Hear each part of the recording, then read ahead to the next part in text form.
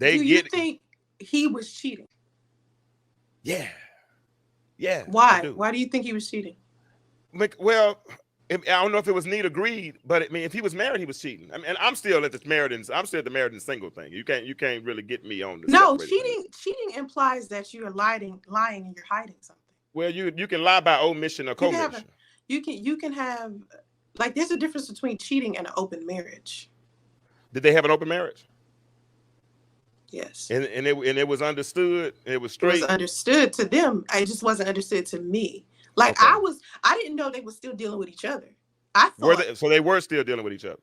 from my, well, I mean, if you listen to the interview that they did, Yeah. to some, they must have still been doing something. But Yeah. according to them, I could see eventually I talked to her. Okay. So all of the things that he was telling me about them, she said was true.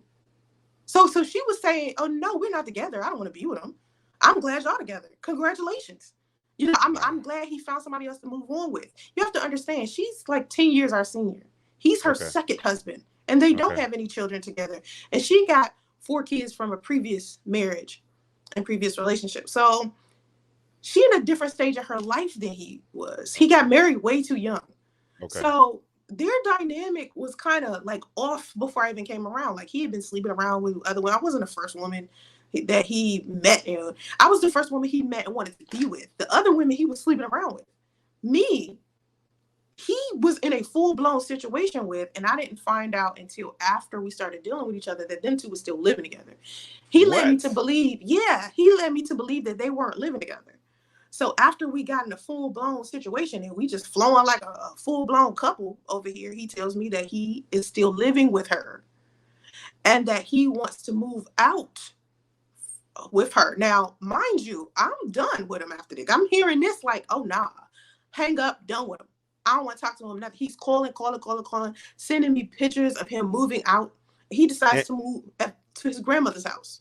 and what stage is this? This is how many months after y'all have met now? I don't know. This is okay. So we met in like March. Okay. Okay. June was my birthday. We went to Washington, D.C. together for my birthday. Mm-hmm. My birthday, June 1st. And so we went to Washington, D.C. We went to like a couple of cookouts, went to meet my family. He met my family. He was telling my family that he wanted to marry me. Wow. And that he wanted to be with me. Right now, when you know, you know. Anybody who's been married for a long period of time, from what I've been told by people who've been married, you just know. Mm-hmm. Right? From the beginning, you know. Right? So mm-hmm. I wasn't, when June came, I wasn't like, is he lying about wanting to marry me? I thought he was dead ass serious. We just drove from Atlanta. We went on a road trip. We drove from Atlanta to DC mm-hmm. to be with my family. And I told him before we left, like, please do not let me drive all the way to DC with you if you don't plan on being in a relationship with me. So he was like, no, I wouldn't go with you if I didn't want to be with you. If I didn't want to take you serious, I wouldn't even ride up all the way to DC with you. So I was like, cool. But by the time we got back from that trip is when I found out he was living with her. And so I was like, you need to like, you need to tell me what you're going to do. Mm-hmm. Basically, like, listen, if you want her, you can have her. I know hard feelings. Y'all go do what y'all want to do. I feel like a Lego, right? Uh-huh. But he just kept saying, I don't want to be with her no more. We've been together 15 years.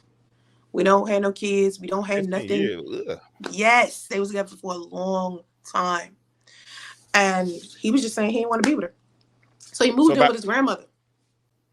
Had you conceived by now? No, I wasn't pregnant yet. No, okay. I wasn't pregnant yet.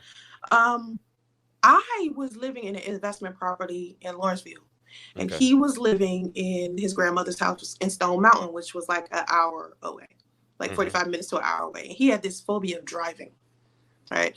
So he was just like, I don't like that we have this distance between us.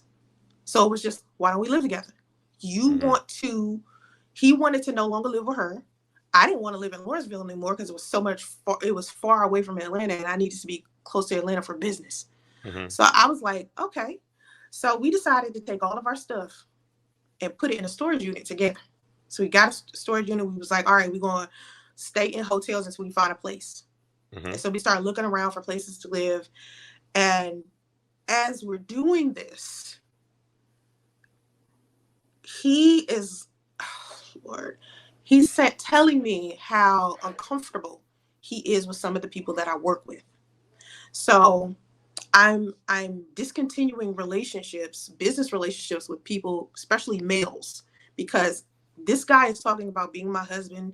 We're talking about having kids together. This is my future. And if my husband is saying to me, or my future husband is saying to me, I want you to break these type of ties that you have with certain men, I'm going to do that because I want him to feel comfortable when I go do work. And so when I'm ending these business relationships, I'm also like destroying streams of income. Okay. Because I'm an entrepreneur. I have every business relationship I have is bringing me money. So if I exit out, it's done. So we're staying at hotels and I'm telling them like, okay, we're starting to run out of money. All right. Because if you're not supplementing the money that I'm losing out on, I was the one making more money. He was making $12 an hour. And so one of the reasons why I decided to start dating him to begin with is because a lot of the men in my YouTube audience was telling me that I needed to start giving men, blue collar men, more of a shot to be with me because my standards were too high. Like, because I was the type of woman where I didn't want to date a man who wasn't college educated. I didn't want to date a man who didn't have his own house, his own car, his own, he had to have money. To me, that mattered. And so guys was in my audience. They was like, no, you need to lower your standards. It's okay to date guys that don't have blue, blue, blue. You're in your own way. So I was like, okay, all right, I'm going to choose this guy. So anyway, I put that aside and we ended up struggling so hard that we ended up having to start sleeping in the back of his Ford Explorer. And I ended up washing up in Walmart bathrooms because I didn't want to leave him. I felt like he left his situation to be with me, and he was taking me serious enough to want to start a family and a marriage. And what kind of woman would I be if I left him behind? Simply because we're struggling financially. And to me, that's stupid. So I always tell women now, in my book, like I wrote a book about our situation. And inside my book, right? Inside my book, I wrote about what happened between me and him. Inside my book, I tell women, number one, don't date a man who's separated. That's everybody's lesson. I tell people that because that's what y'all want me to tell people. Because I'm mature enough to know that there's plenty of people out here dating people who are separated. It's plenty of people who are married to someone that they were dating when that person was separated. Okay, Adrienne Bailon, her and her husband started dating when he was separated. You know what I'm saying? So people do that. That's just part of, but I tell people not to do that because that's what y'all want me to say. But my lesson for women is as follows. Do not date men who claim they want to lead a relationship and he don't have his finances in order. You have to have your finances in order yourself. Now, mind you, we sleeping in the back of the Ford Explorer, okay? And me and him barely had sex, James. We didn't have sex often. It's not like because we did more constructive things with our time. The sex wasn't the best. I mean, he was like premature ejaculating. He had erectile dysfunction. And this was an issue that he had the entire time we was together. He said he had this problem since he went to the Dominican Republic and slept with some prostitutes. And this is something he's telling me after we done had sex. And I'm thinking to myself, oh, crap.